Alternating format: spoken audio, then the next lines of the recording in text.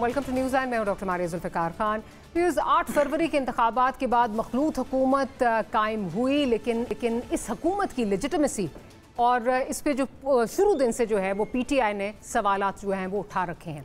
हुकूमत जिसके लिए ख़राब मईशत की बेहतरी एक बड़ा जो है वो चैलेंज है, ऐसे में हुकूमत जो भी फैसला लेती है तो PTI इसको जवाज़ बनाकर यही बयानिया बनाती है कि चूँकि हुकूमत चोरी के मैंडेट से कायम हुई है, लिहाजा उसको परवाह नहीं है कि इसके सख्त फैसलों का लोगों की ज़िंदगी पर क्या असर रहेगा।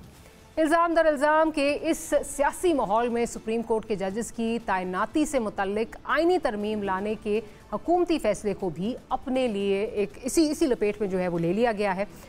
जिस मुजवज़ा आइनी तरमीम की बाज़गश्त है, उसके मुताबिक चीफ जस्टिस की मुद्दत मुलाजमत 3 साल मुतय्यन करने का या सुप्रीम कोर्ट के जजेस की रिटायरमेंट की उम्र 65 से 68 साल बढ़ाकर जो है वो करने की बात की जा रही है।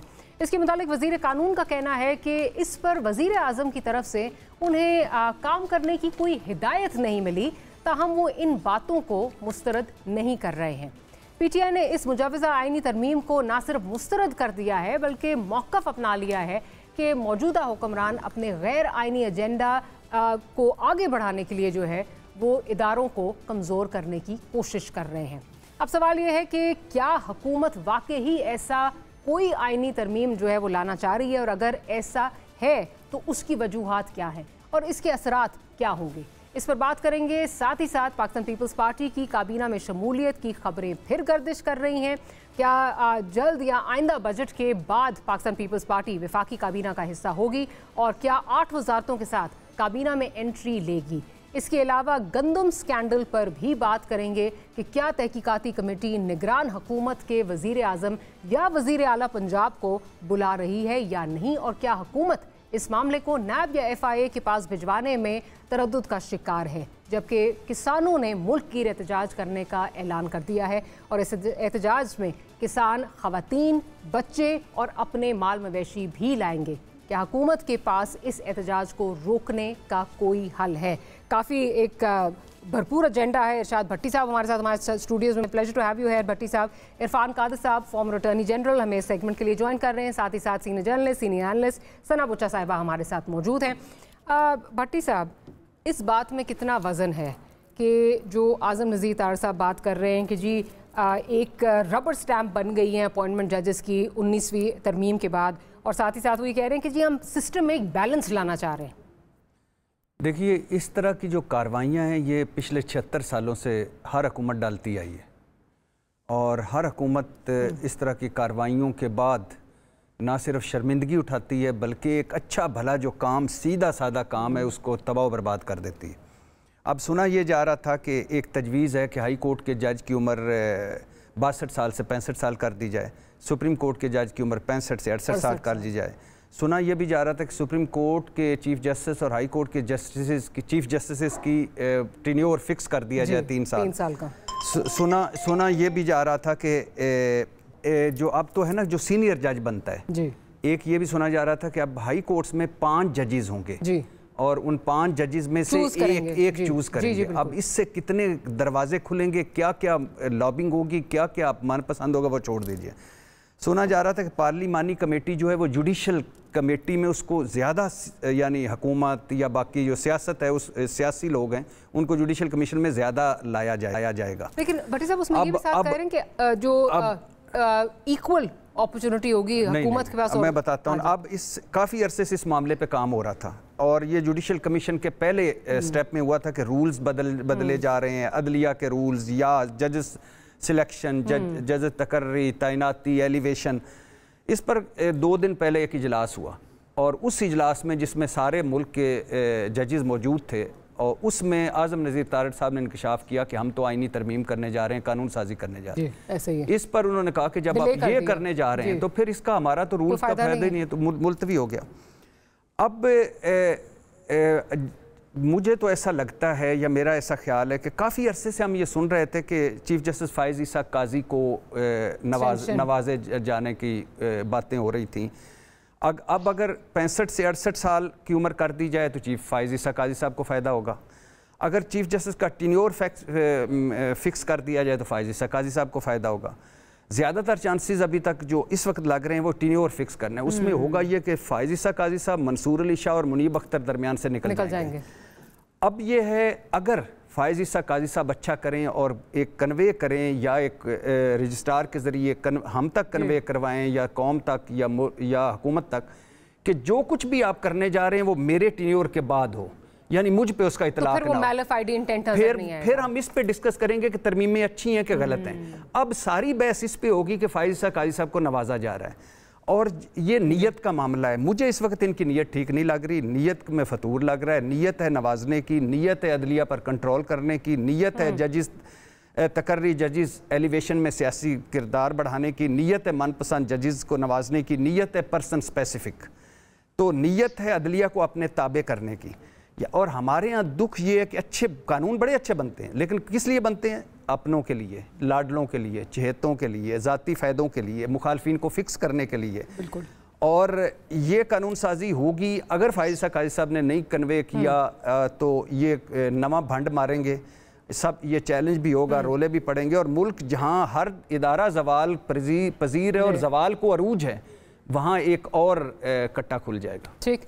सरा साहिबा, आपकी तरफ आती हूँ, भट्टी साहब की बात को आगे बढ़ाती हूँ कि जो इस वक्त वाकई इस वक्त चहमगोइयाँ सारी यही हो रही हैं कि अगर इस किस्म का कोई तरमीम आती है इन आइदर केस तो जो इसके बेनिफिशरी हैं वो काजी फ़ाइज़ ईसा साहब जो हैं वो होंगे। अगर मुझे इजाज़त दें सरा साहब, मैं ज़रा इरफान काजी साहब हमारे साथ अच्छा अभी हमें ज्वाइन कर लेंगे। सरा साहबा, जो ये बात की जा रही है कि काजी फ़ाइज़ ईसा साहब को जो है वो नवाजने की ये एक तरीका है, और जो भट्टी साहब बात कर रहे हैं कि या तो इसका इतलाक जो है वो उनके बाद हो तो फिर वो मैलिफाइड इंटेंट नज़र नहीं आता, लेकिन अब क्योंकि नज़र ये आ रहा है कि इसका जो डैमेज होगा सबसे ज़्यादा वो जस्टिस मुनीब अख्तर साहब को होगा, और क्योंकि वो कंसिडर किए जाते हैं कि वो मुख्तलिफ जो सोच के हामिल हैं, वो दूसरी साइड को जो है वो बिलोंग करते हैं, दूसरी डिवाइड की दूसरी साइड पे इस वक्त खड़े हुए हैं, तो लग रहा है कि पर्सन स्पेसिफिक जो है वो बनाया जा रहा है टू एलिमिनेट मुनीब अख्तर साहब एंड टू फैसिलिटेट काजी साहब। इस पे ज़रा अगर आप कुछ बोलना चाहें। ख्याल है एक अदलिया को रह गया था थोड़ा बहुत इम्पार्शल और इंडिपेंडेंट, अगर उसको उसी तरह रहने देते तो बहुत अच्छी बात थी। लेकिन मेरा ख्याल है कि ये जस्टिस काजी फ़ाइज़ ईसा को नवाजने वाली बात में इसलिए दम नहीं है क्योंकि जो ऑन स्लॉट नजर आता है from Faisal Vawda and types towards the judiciary, वो इस बात की निशानदेही करता है कि ज़ाहिर all is not well with in the judiciary and the establishment. So I don't think ये काजी फ़ाइज़ ईसा साहब को नवाजने के लिए जरूर किया जा रहा है। लेकिन आप वैसे भी मंसूर अली शाह साहब अगर नेक्स्ट चीफ वो है तो उनको 3 साल के लिए आना पड़ेगा, बिकॉज बीच में से आपको पता है कि मज़ाहिर अली नकवी साहब भी निकल गए हैं और इजाज़ुल हसन साहब भी। तो so in that sense I understand, but Munib Akhtar साहब के खिलाफ कोई ऐसी मतलब ऐसी कार्रवाई डाली जाए कि मुनीब अख्तर साहब मतलब इससे निकल जाए, फिर यही कहना पड़ेगा कि हुकूमत के पास बहुत वक्त है, बहुत ज्यादा वक्त है, वो इन चीजों में सर्व करती है। लेकिन देखिए ना, अगर आप बिल लाना चाहते हैं, अगर आप कोई और चीज करना चाहते हैं, तो अभी प्रायोरिटी पे तो डिजिटल मीडिया वाला बिल है जिस पर काम शुरू किया, काम खत्म भी हो चुका है, अब तो वो सिर्फ टेबल होना बाकी रह गया है। हल्की फुल्की एडिटिंग तो माशाल्लाह अभी से चल रही है, अभी से सोशल मीडिया को कंट्रोल किया जा रहा है। तो मेरा ख्याल है कि ये पहले सोशल मीडिया वाला ड्रामा मुकम्मल हो जाए, उसके बाद इस पर भी आ जाएगा। एक दफ़ा फिर ये लग रहा है कि जो पोलराइजेशन है इस मुल्क में वो मज़ीद जो है वो खलीज वो बढ़ती जा रही है। मैं तो आज ये देख रही थी कि यक के बाद दीगरे इस तरह की चीज़ें आ रही हैं, और ये एक हुकूमत नहीं, ये सारी हुकूमतें करती हैं कि अपनी मुखालफिन को दबाने के लिए इस तरह की पर्सन स्पेसिफिक जो है वो चीज़ें आती हैं, जिससे तासुर यही जाता है कि आप अपने लिए जो है वो आसानियाँ पैदा कर रहे हैं और मुखालिफ के लिए जो है वो आप तंगी कर रहे हैं। बिल्कुल। और देखिए, ये हुकूमत है फार्म 47 की हुकूमत। अब ये जो हनीफ अब्बासी साहब का और अनवारुल हक काकड़ साहब का जो टाकरा हुआ मैरियट इस्लामाबाद में, अब बताइए दोनों ने क्या एक एक जुमला बोला है और एक एक जुमले में सब कुछ है, सब कुछ यहाँ हो गया। हाँ, उन्होंने कहा है कि आपने डाका मारा है उसमें गंदम में, और मैं कसम उठाकर कहता हूँ आपने माल कमाया है। काकड़ साहब ने नहीं कमाया होगा, लेकिन निगरान पूरे के सेटअप के वो इंचार्ज थे। अच्छा, और उन्होंने कहा है कि अगर मैं आपकी और आपके मुस्लिम लीग नून की फार्म 47 की हकीकत खोल दूं तो आपको मुंह छुपाने की जगह ना मिले। लेकिन शर्म तो फिर काकड़ साहब को भी आनी चाहिए इस पे, नहीं, अब इसके बहुत सारे हैं। इस सबसे ये काकड़ साहब का एक जुमला चार्जशीट है इलेक्शन 2022 का, और अपने ये चार्जशीट है इलेक्शन कमीशन का के खिलाफ और इलेक्शन 2024 के खिलाफ, ये चार्जशीट है मुस्लिम लीग और मुस्लिम लीगी हुकूमत के खिलाफ, ये चार्जशीट है उनके अपने खिलाफ। अब बताइए कि कोई भी मुहज़्ज़म मुआशरा होता, जमहूरी मुआशरा होता, रूल ऑफ लॉ का मुआशरा होता, तो यकीन करें इस वक्त चीफ इलेक्शन कमिश्नर साहब मुस्ताफ़ी हो चुके होते, हुकूमत को लाले पड़ चुके होते, वज़ीर आज़म रिज़ाइन कर चुका होता और रोले पड़े होते पूरे मुल्क में। तो अब मुझे बताइए कि ये अब क्या है बदतरीन मुआशी बहरान, बदतरीन सियासी बहरान, दहशतगर्दी की नई लहर और ऊपर से साख लेस हुकूमत, मकबूलियत लेस हुकूमत, फार्म 47 की हुकूमत और ऊपर से उनके भंड। अब मुझे बताइए कि किस अक्लमंद ने मशवरा दिया था कि आटे के थैले पर नवाज शरीफ साहब की तस्वीरें लगाएं? किस अक्लमंद ने मशवरा दिया था कि जहाज़ PIA का जद्दा जाना था पहले मदीना उतारें, नफल पढ़ें, दुआएं मांगें, फिर जद्दा जाएं, फिर वापसी पर इस्लामाबाद की बजाय लाहौर उतारें और फिर जो मुसाफिर 380 उनको ज़लील व रुसवा करें? किस अक्लमंद ने मशवरा दिया था कि आप 4 तनख्वाहों का बोनस देकर 24 अरब की ग्रांट लेकर निकल जाएं? किस अक्लमंद ने इनको मशवरा दिया था कि गवर्नर आज चीमा के बच्चों की फ़ीस माफ़ी करे, और जिसने बाबर अली जैसा आदमी कहता है कि इसने एचिसन का इस जैसा प्रिंसिपल नहीं आया था, वो रिज़ाइन दे के घर चला गया? और किस अक्लमंद ने इनको मशवरा दिया था कि इसहाक डार साहब को वज़ीर ख़ारजा बनाएं और उनको ख़जाना की कमेटियों में बिठाएं? किस अक्लमंद ने इनको मशवरा दिया था कि FBR के 25 अफसरों को करप्शन पर निकालें, और उनमें एक अफसर वो है जिसको पहले टिन्योर में रिकमेंड किया और दूसरे टिन्योर में शहबाज शरीफ ने तमगा इम्तियाज दिया? किस अक्लमंद ने इनको मशवरा दिया था कि ये जो भंड मारने जा रहे हैं ये मारेंगे? और किस अक्लमंद ने मशवरा दिया था कि आप एक किसान रुल गया, ज़राअत रुल गई, और आपकी अपनी इस हुकूमत के अंदर 98.5 अरब रुपए की गंदम इंपोर्ट हो रही है इस शहबाज शरीफ की नई हुकूमत में, ये जो भी 2-2.25 महीने की हुकूमत है। तो अब मुझे बताएं कि ऊपर से ये हाल है इस हुकूमत का, ऊपर से अजीब व गरीब, अब पहले वड्डे वज़ीर पीपल्स पार्टी के आएंगे, फिर निक्के वज़ीर आएंगे, फिर उसके बाद पुरानी टीम, और फिर पुरानी टीम आएगी नवाज शरीफ साहब की, और फिर हमारे मसाइल हैं, सब कुछ आपके सामने है। मैं तो हमेशा यही बात करती हूँ, ये एक चीज़ में जुमला जो है वो बहुत बोलती हूँ कि ये इंसैनिटी की जो है ना डेफिनेशन है, मैडनेस इंसैनिटी की डेफिनेशन है। हम एक्सपेक्ट करते हैं कि वही एक्सपेरिमेंट करें सीखा और डिफरेंट प्रॉब्लम ये है कि आज मैं और सना और आप बैठे हैं, हमसे कोई गलती हो जाती है तो हम कोशिश करेंगे कि अगले प्रोग्राम में ये ना हो कि और करेक्शन कर लें, माजरत कर लें। दुख ये है कि ये वही पुरानी गलतियां, नवाज शरीफ साहब ने शहबाज शरीफ को तलब कर लिया। भाई एक तो मुझे बताएं किस हैसियत में तलब किया? हाँ, बिल्कुल वो किस हैसियत में मरियम नवाज साहबा के हुकूमत पंजाब की इजलासों की सदारत फरमा रहे हैं? और फिर तलब किस लिए किया है? भाई ताबूत तो आपने ठोका है, वो मरियम नवाज साहबा ने किसानों को फेंटियां लगवाई हैं, और किस हैसियत में? ये अब ड्रामे कब तक चलेंगे? मैं जरूर, जो आपने बात अभी की ना कि अभी पीपल्स पार्टी की निक्की टीम आई थी, फिर ये आएगा, फिर वो आएगा, इसी पे आगे चलती हूँ सना साहिबा। कुछ एक्सपेक्टेशंस होती हैं पाकिस्तान पीपल्स पार्टी की कि वो जो डेमोक्रेटिक नॉर्म्स हैं उनको शायद जो है उनकी पासदारी करें। अभी एक्सपेक्टेशंस ये आ रही है कि जी अभी कह तो रहे हैं वो कि जी हम इसकी मुखालफत करेंगे, जो ये जुडिशल अमेंडमेंट्स बात की जा रही है वो कह रहे हैं जी हम इनकी मुखालफत करेंगे, लेकिन साथ ही साथ ऑब्वियसली कैबिनेट में भी वापसी उनकी हो रही है, और जाहिर है उसमें और चीज़ें भी जो है वो साथ आ रही हैं, मरात भी आएंगी, PI की निचकारी का मामला आ रहा है। अभी मैं और भट्टी साहब भी बात कर रहे थे थोड़ी देर पहले कि ओमनी ग्रुप का नाम आ गया, तो we all know where that is going. Having said that, कोई एक्सपेक्टेशन है आपकी कि कोई किसी किस्म की रेजिस्टेंस आएगी जिससे नजर आएगा कोई डेमोक्रेटिक नॉर्म्स की जो है पासदारी हो रही है? मेरा ख्याल है प्रेशर इस वक्त पाकिस्तान पीपल्स पार्टी पे इमेंस है, एंड आई थिंक कि उन्होंने जो कलीदी पोजीशंस हैं वो उन्होंने अपने लिए बिल्कुल जमा कर ली हैं, और उसमें बिल्कुल उसमें सेफ हैं। प्रेसिडेंट को आप किस तरह हटाएंगे? आप गवर्नर्स लगा चुके हैं 3 सूबों में, आप क्या उससे भी क्या करेंगे? आपका स्पीकर, आप चेयरमैन, आप स्पीकर ऑफ द असेंबली, आपने पोजीशन ऐसी कलीदी पोजीशंस पे आपने घेरा डाला हुआ है कि आप उसमें बिल्कुल आपको कंफर्टेबल महसूस करते हैं। सो मेरा ख्याल कि they have the same problems like PMLN. I think कि उन डिस्टेंस दिखानी पड़ेगी और वो दिखाएंगे। ये भी बात हो रही थी कि शायद हमारे ये डेप्यूटी मिनिस्टर की जो पोजीशन है ये बनाई गई है ताकि बिलावल साहब काबीना में वापस आए तो वो एज फाइनेंस मिनिस्टर सकें। तो ये मतलब दिस इज ऑल हियर से, बट ख्याल है कि आज as far as PIA steel mills वो प्राइवेटाइजेशन में उनका एक अपना मौकफ है, वो उससे तब्दील करने को तैयार नहीं है। लेकिन हमारे मुल्क में खसारा इतना है कि वी हैव टू करता क्या ना करता करना पड़ेगा। तो मेरा ख्याल है कि ये things are going to get hot and heated. काबीना में वापसी मुझे इतनी जल्दी नजर नहीं आ रही और देखते हैं कि आगे चलते जब मामला चलते हैं तो किस तरह से चलते हैं। लेकिन मेरा ख्याल है ऑपोजिशन करेगी पाकिस्तान पीपल्स पार्टी कम से कम इस बिल के हवाले से भी और ये निजकारी के हवाले से भी। राइट। अच्छा, इरफान साहब ने हमें ज्वाइन कर लिया। इरफान साहब, आपको क्या मेरी आवाज आ रही है? क्या आप सुन पा रहे हैं मुझे? जी आ रही है जी, बड़ी क्लियर आ रही है आपकी आवाज। अच्छा इरफान साहब, ये बताइए, हम बात कर रहे हैं जो जुडिशल अमेंडमेंट्स की बात की जा रही है, फिक्स टर्म की बात की जा रही है, 3 साल की जो फिक्स टर्म है, फिर एज बढ़ाने की बात की जा रही है, और जो लॉ मिनिस्टर वो कह रहे हैं कि हम इस वक्त सिस्टम में एक बैलेंस जो है वो लाना चाहते हैं।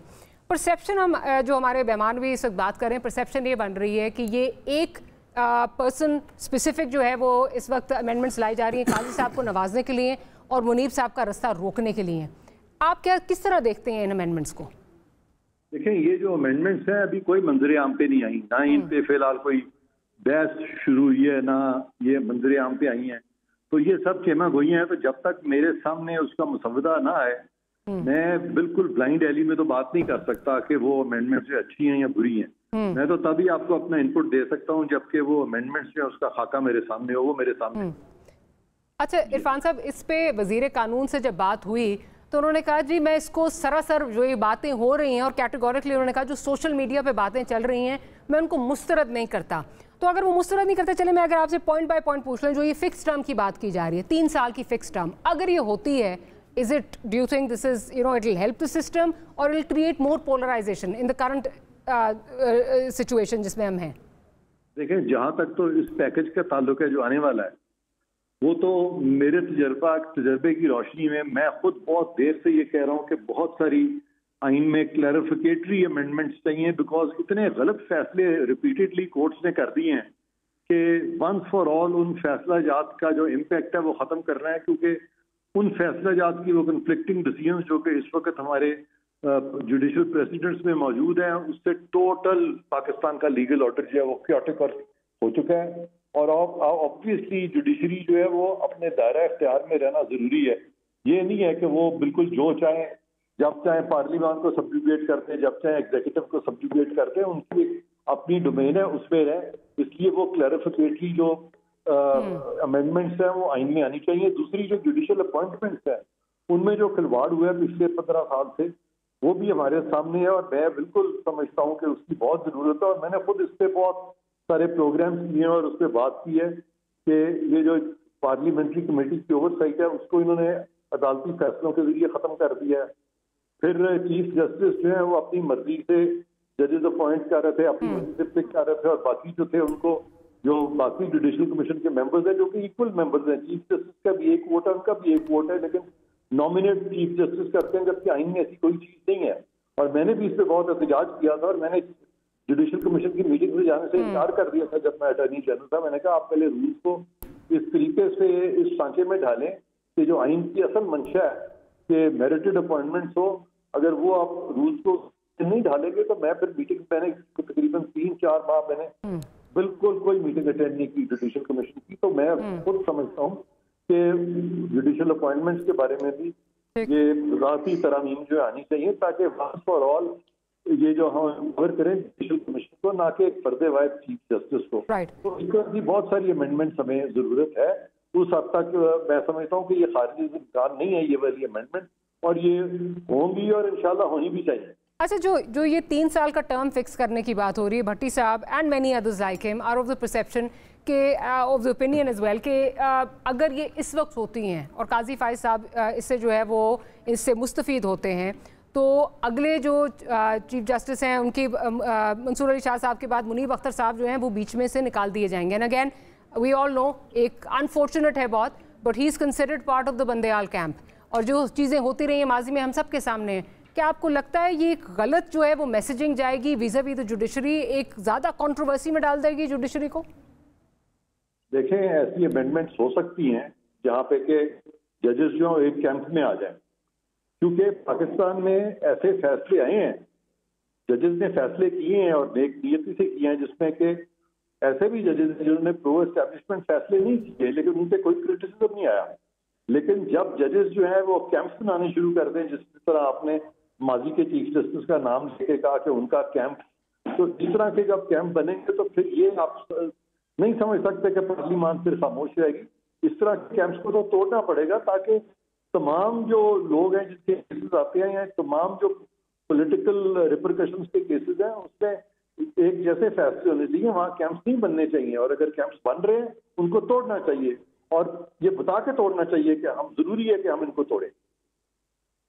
अच्छा, एक तरफ अब इसी पे dilating more on the subject, एक तरफ इल्ज़ाम लगता है कि जी जजेस जो हैं वो सियासी इस वक्त हो चुके हैं, और इस वक्त जो चीफ जस्टिस ऑफ पाकिस्तान है वो ही इज़ एक्टिंग लाइक माजरत के साथ कि जो अपोजिशन की तरफ से आता है कि बी टीम बने हुए हैं हुकूमत की, और उसके बाद अगर इस किस्म के इकदाम आएंगे तो अगेन मैं वही बात कर रही हूँ, खलीज वो बढ़ेगी नहीं।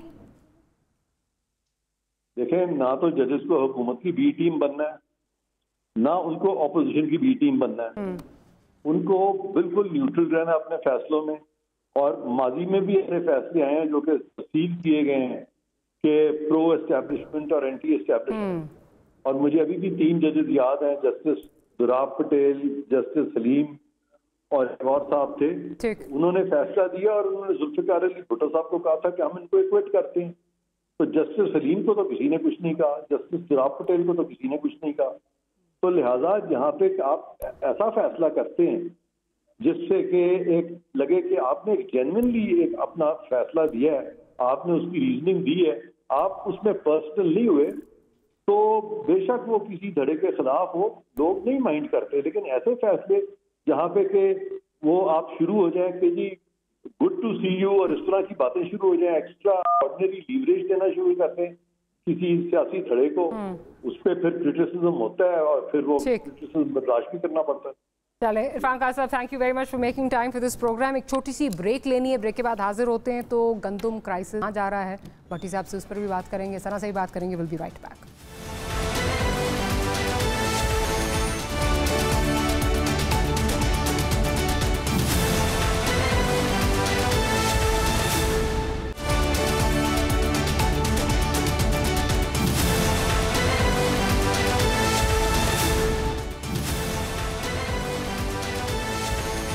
Welcome back after the break. किसान जो हैं वो इस वक्त बात कर रहे हैं एहतजाज की, कह रहे हैं मुल्कगीर एहतजाज जो है वो होगा। खालिद खोखर साहब क्या फरमा रहे हैं, उनसे ज़रा वो देख लेते हैं कि क्या कह रहे हैं, फिर भट्टी साहब और सना का पॉइंट ऑफ व्यूज़ पे लेते हैं।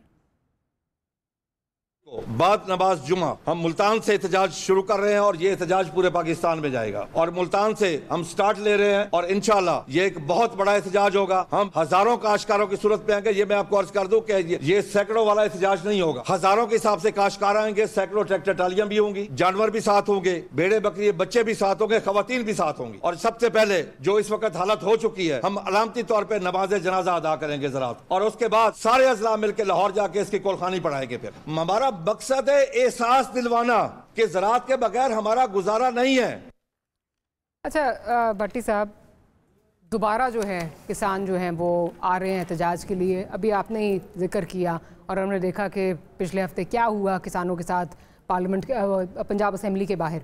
तो बड़े अजीब से और दुख देने वाले जो है वो मनाजिर था, because at the end of the day हम कहते हैं जी हम एक एग्रीकल्चर मुल्क हैं, हमारी जो बैकबोन है वो एग्रीकल्चर है, आगे भी हमने इससे जाना है।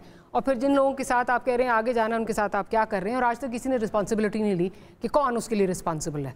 तो नहीं, सबसे पहले तो प्लीज़ इससे लोगों को निकालें। अब लोग हंसते हैं जब हम कहते हैं ना टीवी पे बैठ के कि हम एक ज़री मुल्क हैं, तो लोग कहते हैं कि शायद ये हमसे जुड़े हुए नहीं हैं। आप इस्लामाबाद से किसी तरफ निकल जाएं तो अल्हम्दुलिल्लाह कदम कदम पर आपको हाउसिंग सोसाइटीज़ तो नज़र आएंगी, लेकिन आपको दरख्त कटे हुए नज़र आएंगे, फसलें कोई नहीं नज़र आएंगी, बागात काट दी इन्होंने। हाउसिंग सोसाइटी जहाँ सना बैठी है, इसके लेफ़्ट राइट देखें क्या क्या नहीं हो चुका। और इधर पूरा पहली बात, अब हम और ज़री मुल्क कभी 10 अरब डॉलर की बाहर से गंदम, चीनी, चावल, खुर्दनी तेल, दालें नहीं मंगवाता। लाइनों में उसके लोग मरते नहीं हैं। ज़री मुल्क के लिए वो आटे की लाइनों में नहीं लगे होते। ज़री मुल्क के लिए किसान कार्ड, वो आटे के सस्ता थैले या राशन कार्ड या सस्ते बाज़ार नहीं लगते, तो ज़री से निकले। दूसरी बात यह है कि हम वो बदनसीब लोग हैं कि चीज़ ज़्यादा हो तो परेशानी, कम हो तो परेशानी। गन्ना ज़्यादा हो जाए तो रोले पड़ जाते हैं, गन्ना कम हो जाए रोले पड़ जाते हैं, चीनी ज़्यादा हो जाए रोले पड़, चीनी कम हो जाए ज़्यादा पड़, चावल ज़्यादा हो जाए रोले, चीनी चावल कम हो रोले, गंदम ज़्यादा हो रोले, गंदम कम हो रोले, बारिश ज़्यादा हो रोले, बारिश कम हो रोले। हमारा यानी कोई एक अजीबो गरीब, मुझे कोई समझ नहीं आती। और दूसरी बात, पिछले साल खैर से पुलिस छापे मार रही थी, इंतज़ामिया बैलफ लेकर भाग चढ़ रही थी और किसानों के पीछे पड़े हुए थे। वजह गंदम खरीदनी थी। गंदम हमें दो, कहीं अफगानिस्तान ना भिजवा देना, अच्छे रेट पे वहाँ ना भिजवा देना। गंदम थोड़ी थी तो वो टारगेट पूरा करना था पास्को और बाकी सारों ने, और उस चीज़ को सामने रख के इस मरतबा गंदम ज़्यादा लगाई। और इन्होंने जुल्म क्या किया, PDM हुकूमत 1 जो शहबाज हुकूमत, उसने बुनियाद रखी इसकी, निगरानों ने कमाल कर दिया। पुरानी गंदम मौजूद करके मैं आपको 5 जुल्म बताता हूँ, जो 5 जुल्म है। पुरानी गंदम मौजूद थी, नई गंदम आने वाली थी, इन्होंने बाहर से गंदम मंगवा ली।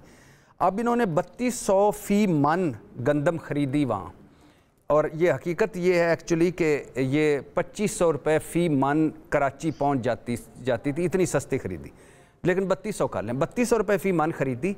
इधर इन्होंने गंदम जो सरकारी थी उसका रेट 4700 किया, और वो जो ख़रीद के लाए थे वो 4100, 4200, 4300, 44, 45 जितने में किसी की दिहाड़ी लगी बेच दी। दूसरी बात ये है कि हद मुकर्रर नहीं की कि इतनी गंदम है, ओपन कर दिया। तीसरी जुल्म ये किया कि इंपोर्ट 31 मार्च तक कर दी। और मज़े की बात है, ये शहबाज हुकूमत के अंदर, जिसको नवाज शहबाज को बुला रहा है, शहबाज मरियम को बुला रहा है, फिर तीनों एक दूसरे को बुला रहे हैं, और फिर तो किसान मारें खा रहे हैं। तो उसमें 98 साढ़े 98 अरब की गंदम खरीदी गई। अच्छा, इस इंपोर्ट में 85 अरब के करीब मुनाफा कमाया गया है। अब मज़े की बात सुनिए, गंदम के जहाज़ पहुँच चुके थे, कराची बंदरगाह पर मौजूद थे। इसके बाद वफाकी काबीना से मंजूरी ली गई। अब होता यह है कि एक गंदम चाहिए, उसकी एक समरी बनती है, इसी का इजलास होता है, वफाकी काबीना में जाता है, LC'एं खुलती हैं, और इसमें 3 महीने लग जाते हैं। ये 10 दिन में शायद हो गया, 7 दिन में अल्हम्दुलिल्लाह इधर वफाकी काबीना ने इजलास किया, उधर वो गंदम आ गया। और ये सारे 5 जुल्म के गंदम मौजूद। नई गंदम मार्च में सिंध की आती है, अप्रैल में ये आ जाती है। इन्होंने गंदम मंगवाई, हद नहीं मुकर्रर की, और फिर अभी तक गंदम आ रही है। और किसान का क्या है, महंगी बिजली, महंगा डीजल, महंगी पेट्रोल, महंगी खाद, महंगी दवाइयाँ, ज़री दवाइयाँ, महंगा बीज, ऊपर से पानी, और ऊपर से अब वो 3900 कम रखा रेट, अब वो 2500 2600 में भी कह रहे हैं ले जाओ, कोई लेने के लिए तैयार नहीं है। तो ये हाल है इस ज़री मुल्क का और इस किसान का। और मज़े की बात सुनिए कि ये 16 रुपए की फी रोटी है, ये 3900 रुपये फी मन पर रखी गई थी, अब वो 10 रुपए की रोटी हो सकती है। और अंदाज़ा कीजिए कि 25-30 लोगों को नवाजने के लिए अगर ये रोटी मिल रही है, मैं इस पे करता हूँ, और सही मिल रही है, तो 25-30 फीसद लोगों को नवाजा, जो सारे देहात हैं 60-70% उनका बर्बादी फेर दी। सना साहिबा, जो ये 5 पॉइंट्स भट्टी साहब ने गिनवाए हैं, obviously at the end of the day किसान तो सफ़र कर ही रहा है, पूरा मुल्क जो है वो मैं और आप भी सफ़र कर रहे हैं। पर मुझे बड़ा इंटरेस्टिंग लगता है कि कोई इसके लिए जो है वो इस सेक्रेटरी को फारिग कर दो, नवाज शरीफ ने शहबाज शरीफ को बुला लिया, कमेटी बन गई, फलान हो गया, जिम्मेदारों को तयन आज तक नहीं होगा। मतलब जब पूछा गया कि अगर वाकई निगरानों का कसूर है तो काकड़ साहब और मोहसिन नकवी साहब पंजाब के चीफ मिनिस्टर थे जिन पे ये इल्ज़ाम लग रहा है, जब पूछा गया कि फिर आप इनको FIA या आप NAB के थ्रू तहकीकात इनके खिलाफ क्यों नहीं करा रहे, तो उसका किसी के पास कोई जवाब नहीं था। तो ये समझ नहीं आ रही कभी ये होगा इस मुल्क में कि जिम्मेदारों का तयन हो। चीनी क्राइसिस में कौन था, आज तक हम रिपोर्टें देख रहे हैं, ये भी एक रिपोर्ट बनेगी, कमेटी बनेगी, हवा में उड़ जाएगी। देखिए, इससे बड़ा मजाक मारिया क्या होगा कि एक ये हुकूमत जो कहने को उनके पास मैंडेट नहीं है, लेकिन वो एम्पावर है और वो सब कुछ कर रही है। तो मैं तो ये जानना चाहती हूँ कि वो अपने 5 साल मुकम्मल होने के लिए कोई कानून साजी कब करेगी?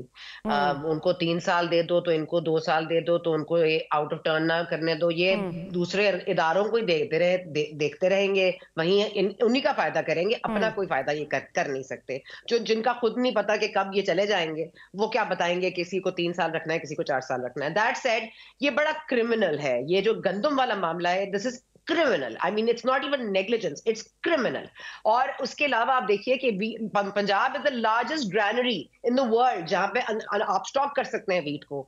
आपने किसकी वीट पड़ी हुई है अभी गोदामों में? किसकी वीट है वो? 65 कंपनियां जिन्होंने वीट मंगाई उनकी है, गवर्नमेंट की है। तो गवर्नमेंट ने कहां से खरीदी? और अगर गवर्नमेंट ने नहीं खरीदी, तो ये जो प्राइवेट कंपनियां हैं, इन्होंने हुकूमती गोदामों में क्यों रखे हुए हैं? पहले तो आप इसका जवाब लें उनसे। दूसरा ये कि ये रिपोर्ट मंगा लें तो फलां कर लें, तो काकड़ साहब की हुकूमत, काकड़ साहब कहते हैं जी सूबाई लेवल पे हुआ था। सूबाई लेवल कहेगा जी हमने तो फूड सिक्योरिटी वाले से पूछा था, वो कहेगा जी मैंने तो इससे पूछा, वजीर खुराक से पूछा था। तो I mean I don't understand कि ये सब कुछ शहबाज शरीफ साहब जब तशरीफ लाए थे, जब वोट ले लिया था, उनके नाक के नीचे अनाज आ रही थी, ये बीट आ रहा था। उसने एहसास हुआ ये कौन आ रहा है, क्यों आ रहा है, क्या आ रहा है। अब आपको एकदम से पंजाब में आपको बुज़दार प्लस हो गया है। अब बुज़दार प्लस हो गया, क्योंकि देखिए मरियम नवाज शरीफ के डॉटर अब्बा जी भी हैं, चाचा जी भी हैं, वो आपको बताएंगे कि वीट क्राइसिस से कैसे निकला जाए। लेकिन माजरत के साथ आपने ये, आपको सिर्फ ये करना था कि आपको रेट 3900 नहीं रखना था। अगर आपने ये कर ही लिया था, तो कम से कम एक उसको आप दे देते, थोड़ी सी रिलीफ, एक किसान को एक रिलीफ दे देते कि आप उसको कम से कम उसकी प्राइस ही थोड़ी हाई सेट कर लेते, क्योंकि अब 3900 अगर आपने सेट कर दी है, तो वो तो 2800 पे भी बिक रही है, 2100 भी बिक रही है। आपने अगर इतना क्रिमिनल काम कर ही लिया था, तो कम से कम किसानों के पैसे वापस करने के लिए रेट ही थोड़ा सा बढ़ा देते। ये पॉलिसी थोड़ी सी नजर। तो आप पंजाब बैंक से लोन नहीं मिल रहा जी, बैंक लोन नहीं मिल रहे, तो लोन लेने के लिए अब शहबाज शरीफ साहब कुछ करेंगे। I mean this is criminal. आपको पता है कौन किसने किया है, वो 65 कंपनियां कौन है? आपने मंगाया यूक्रेन से, बुल्गारिया से, रशिया से, क्यों, व्हाई? और ये इसका सवाल लेना पड़ेगा। और आई थिंक ये हुकूमत में बस नवाज शरीफ साहब इन्वॉल्व हो गए। देखें कहा जा रहा है, उम्मीद है कि मंडे को फैसला हो जाएगा, क्योंकि नवाज शरीफ साहब ने जो है, क्योंकि वही जो कहते हैं, जो भट्टी साहब ने कहा, अक्लमंद एक पार्टी में बस वही है। बस मेरा ख्याल है that remains to be seen कि जी वाकई इसका कोई सद्देबाब होगा, कोई हमें जवाब मिलेंगे या नहीं। किसान इत्तेहाद से हमारे साथ खालिद खोखर साहब जो हैं मौजूद हैं, चेयरमैन किसान इत्तेहाद। बहुत बहुत शुक्रिया खोखर साहब, आपने वक्त निकाला।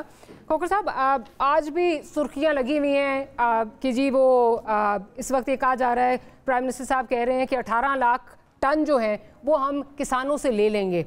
आप लोग जो हैं ऑब्वियसली एहतजाज के लिए निकल रहे हैं, बरोज़ जुमा आपने ऐलान कर दिया है कि मुल्क गिर एहतजाज के लिए आप लोग निकलेंगे। कोई एक्सपेक्टेशंस हैं कि गवर्नमेंट की जो ऐलानात हैं ये वाकई जो है ये मटीरियलाइज होंगे? कोई लग रहा है आपको?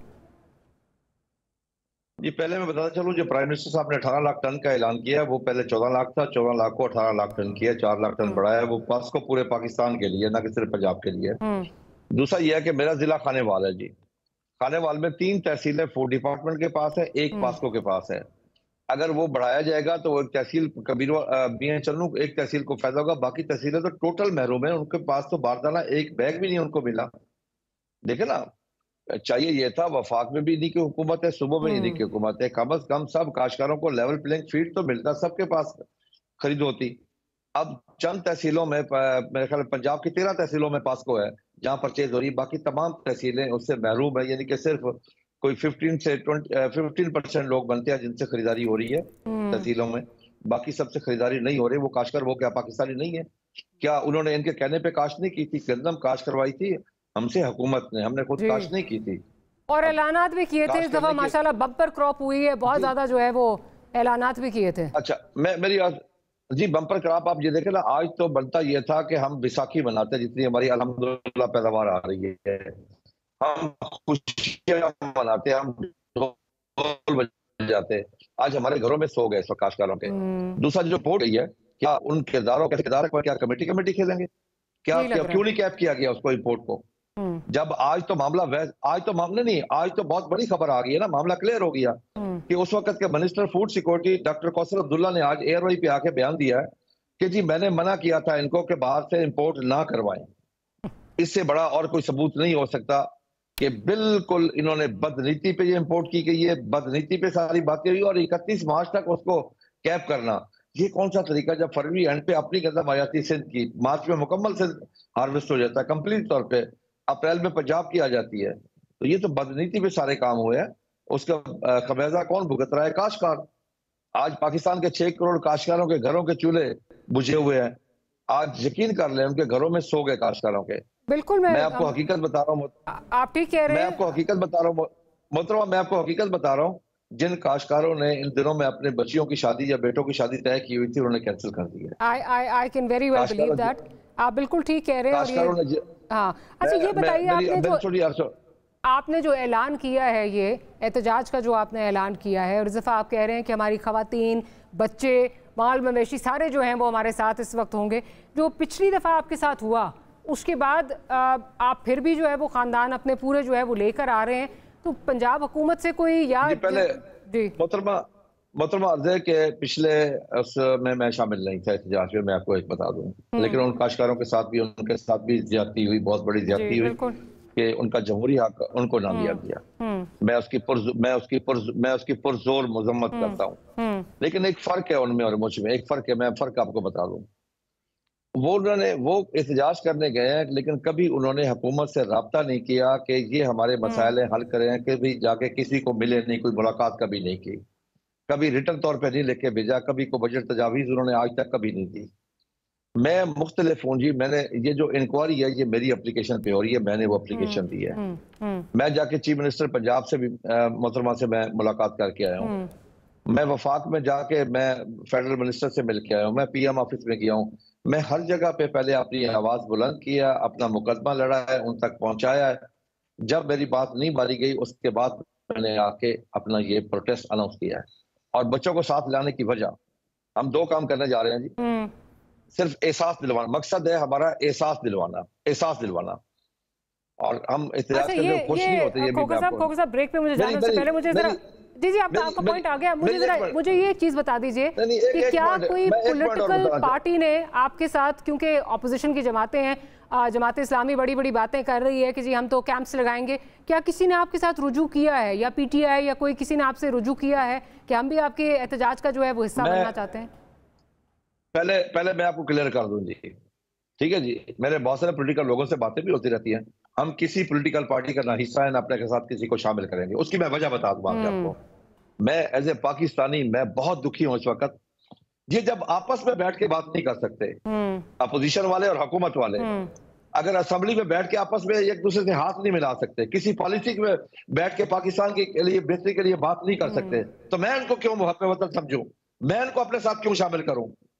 हमारे मुल्क की बर्बादी की असल वजह यही है कि पार्लियामेंट में पाकिस्तान के लिए बात कोई नहीं होती है। एक उठता है, एक इमरान खान का दिफा करता है, एक नवाज शरीफ का करता है, एक जरदारी का करता है, एक फजलुर रहमान का दिफा करता है। वहाँ कौन सा है जो पाकिस्तान का दिफा करता है? वहाँ पे हम पाकिस्तान के दिफा के लिए निकल रहे हैं। राइट, खालिद खोखर साहब, ऑन दैट नोट मुझे छोटी सी ब्रेक लेनी है। बहुत शुक्रिया, आपने हमारे लिए वक्त निकाला। छोटी सी ब्रेक लेते हैं, ब्रेक के बाद हाजिर होते हैं। तो इसी मुद्दे को आगे बढ़ाएंगे और भट्टी साहब से ही पूछेंगे कि क्या हो रहा है, क्या हो सकता है, और क्या वाकई किसी को जो है वो कैफरे किरदार तक पहुंचाया जाएगा। Because at the end of the day जो ये $1 बिलियन प्लस की बात हो रही है, जहां हम एक डॉलर जो है वो इकट्ठा कर रहे हैं IMF से, उन हालात में ये $1 अरब की जो करप्शन है, इसके लिए क्या कोई रिस्पॉन्सिबिलिटी किसी पे फिक्स की जाएगी? Will be right back.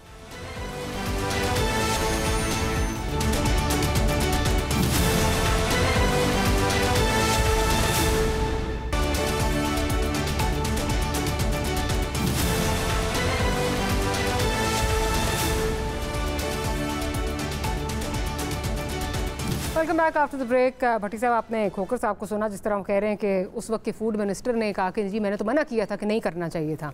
So in a way that's damning indictment against that government. Having said that, क्यों FIA से कासिर हैं तहकीकात कराने में हुकूमत वक्त, जबकि बयानबाजी इतनी ज़्यादा हो रही है? हनीफ अब्बासी साहब का हमारे सामने है। NAB से क्यों कासिर हैं इस केस को भेजने में? क्या वजूहात क्या हैं?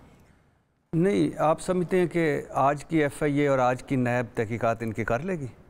हाँ, अगर इसमें कोई इमरान खान का आ जाता जिक्र तो फिर यकीनन FIA की टीमें भी निकल पड़ना था, NAB ने भी निकल पड़ना था। NAB ने क्या तीर मार रही है? हर केस में। और एक तो इस मुल्क का मजाक देखिए, आसिफ अली जरदारी सदर बन गए हैं तो अब उनको आईनी तहफ़्फ़ुज़ हासिल हो गया है। यार ऐसे आइन का क्या करना जिसमें एक मुलजम या मुजरम आके बैठ जाए और उसको आईनी तहफ़्फ़ुज़ मिल तो जाए। कहती हम फेस नहीं केस देखते हैं। हाँ तो अल्हम्दुलिल्लाह, क्या नहीं देखते हैं? फेस नहीं केस देखते हैं। वो किधर होता है? अगर फेस नहीं होता तो फेस नहीं होता, हम केस देखते हैं। बड़े बेज़ौक लोग हैं नैब वाले। अच्छा, पहले तो अब उनको आईनी तहफ़्फ़ुज़ हासिल, अब देखिए सारी तरफ से सरेंडर कर रहे हैं। अभी LNG का था, उन्होंने पीछे ले लिया। क्यों किया भाई? शाहिद खाकन अब्बासी के खिलाफ अगर LNG में रेफरेंस में कुछ नहीं था, अगर कुछ था तो अब क्यों वापस लिया है? तो इसी तरह सारे एक FIA देख लें वो क्या कर रहे थे इस्लामाबाद हाई कोर्ट में। तो अब सूरत, और फिर किसके खिलाफ? मरीम नवाज़ के खिलाफ तहकीकात करेंगे, शहबाज शरीफ के खिलाफ तहकीकात करेंगे, अनवारुल्लाह काकड़ के खिलाफ तहकीकात करेंगे, मोहसिन नकवी के खिलाफ तहकीकात करेंगे। इनकी जुर्रत है इदारों की।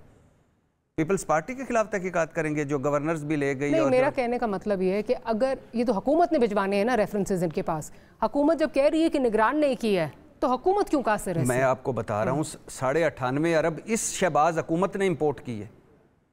कितने दिन हुए आए हुए? 2-2.5 महीने। और गंदम भी आ गई है, पुरानी भी मौजूद है। 98.5 अरब। और ये एक अंदाज़ा है कि हुकूमत को नुकसान हुआ है 140 अरब का और किसानों को नुकसान हुआ है 380 अरब का, एक अंदाज़ा है। और मज़े की बात, जैसे मैंने कहा ना कि अब पहला जुल्म था कि पुरानी गंदम मौजूद थी, नई आने वाली थी, इंपोर्ट की इजाज़त दे दी। दूसरा जुल्म ये हुआ, गंदम बाहर से 24-25 रुपये फ़ी मन कराची आई, यहाँ की गंदम का रिलीज़ रेट 4700 रुपये किया और बाहर की गंदम 41, 42, 43, 44, 45 पे बेच दी। तीसरा जुल्म इंपोर्ट की हद मुकर्रर नहीं की। चौथा जुल्म, गंदम मंगवाई गई पहले, मंजूरी ली गई बाद में। पाँचवा जुल्म, इस हुकूमत ने भी 98.5 अरब की बाहर से गंदम मंगवाई। छठा जुल्म, कीमत फ़ी मन किसानों की पहले ही कम रखी, अब वो ऊपर से ले नहीं रही। सातवां जुल्म के इंपोर्ट करने वालों को डॉलर इकट्ठे करके सुना जा रहा है स्टेट बैंक ने दिए। आठवां जुल्म, किसानों को फेंटियाँ लगवाई पंजाब पुलिस से। तो बात वही आ गई है आज की महफिल सना बुच्चा के नाम कि मरीम नवाज़ साहबा उस्मान बुज़दार प्लस हो गई हैं और उस वक्त के खलीफा पाक फरा गुजर जिंदाबाद और आज की खलीफा सना बुच्चा जिंदाबाद। जी, आपने सना को ना बीच में, वो तो वैसे ही आपने जो है वो हमारी दोस्त को आपने इंक्लूड करना होता है सना साहिबा। That's on a lighter note. Having said that, अभी जो पार्टी है स्पेशली जमात इस्लामी गो के बहुत ज़्यादा कह रही है कि जी हम कैंप्स लगा रहे हैं, हम भी साथ हैं, बट कोई उस तरह जो है वो लग नहीं रहा कि उनकी तरफ से कोई उस तरह हिलो हज्जत कोई हो रही है। PTI जो है वो इस पर ज़रूर कैपिटलाइज करने की कोशिश करेगी और फॉर दैट मैटर कोई भी अपोजिशन पार्टी हो वो कैपिटलाइज करेगी। क्या हुकूमत के लिए ये मसला बन सकता है? अभी तक तो बहुत लाइटली ले रहे हैं इसको।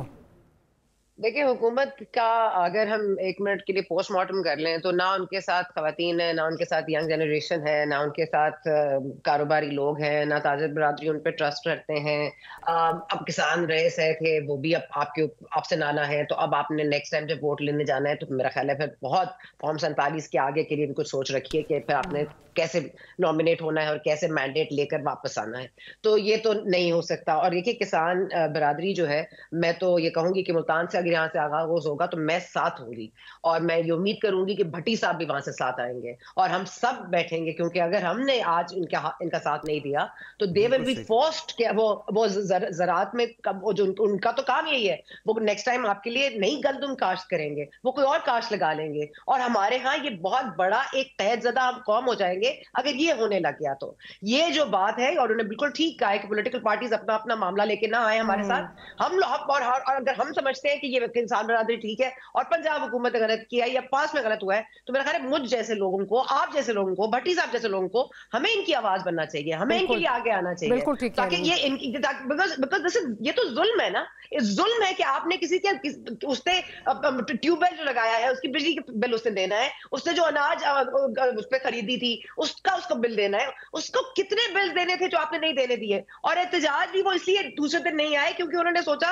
एहतजाज करने से कोई फायदा नहीं है, कम से कम जाके मार्केट में बेच दें। किसी ने 3200 रुपए में बेची, किसी ने 2800 रुपए में बेची। मतलब आपको मतलब इस कौम पे रोना आता है, इन सियासतदानों पे रोना आता है। ये अक्ल के नाखून छोड़िए, एहसास नाम की चीज इनमें है ही नहीं। अक्ल नहीं है, अक्ल बहुत है, अक्ल बहुत है, एहसास नहीं है। इस पे मैं कहूंगी आपसे, किसी ने तो बहुत दिहाड़ी लगा के ये पूरा प्लान बनाया ना, किसी ने तो बहुत दिहाड़ी लगाई है, बड़ा अपना जो दिमाग है वो घुमाया था, कैसे बनेंगे पैसे, तो वो बन गए पैसे। उसके बाद किसी ने ये दिमाग तो नहीं लगाया लगाया कि क्या करेगा किसान, इस पे लगाने के लिए अब वो किसान आ रहे हैं एहसास दिलाने के लिए। आई होप कि किसी को एहसास हो भी जाए।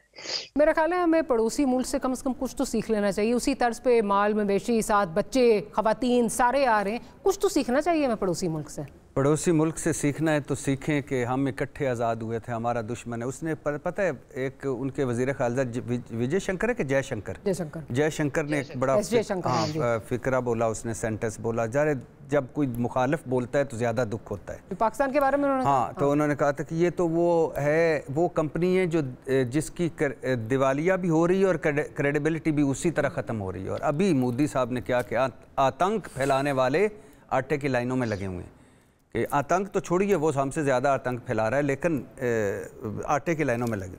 अगर उनसे सीखना है तो आईटी का सीखें कि उनकी आईटी कहाँ पहुँच गई है। अगर उनसे सीखना है तो ज़र मुबादला का सीखें कि 650 से ज़्यादा अरब का इस मुल्क में जो सबसे बड़ा 3-4 ब्लंडर्स की है। एक 71 में हमने मैंडेट नहीं माना, मुल्क टूट गया। दूसरा भुट्टो साहब ने जो नेशनलाइजेशन की, हमारे मुकेश अंबानी, हमारे टाटा, हमारे सैगल भाग गए। और तीसरा इस मुल्क में जो किया गया वो ये अब जो इन्होंने आके सारा मिल मिला के 18वीं तरमीम की, उसमें बहुत अच्छी चीज़ें हैं, लेकिन सारा रिसोर्सेज सूबे को दे दिए। नहीं अल्हम्दुलिल्लाह नहीं सीखेंगे। On that very sad note I have to end today's program. लेकिन सना की बात बिल्कुल मेरा ख्याल है हम सबको उस पर जो है वो फोकस करना चाहिए कि किसानों के साथ हमें निकलना चाहिए, because at the end of the day ये हमारे मुल्क की बात है। ये किसान सिर्फ जो है वो इंडिविजुअल कैपेसिटी में एक इशू नहीं है, ये हमारे मुल्क का मसला है। On that note we end today's program. Bhatti साहब आपका बहुत शुक्रिया, सना साहब आपका बहुत शुक्रिया। Will see you next week. Good night, अल्लाह हाफिज़।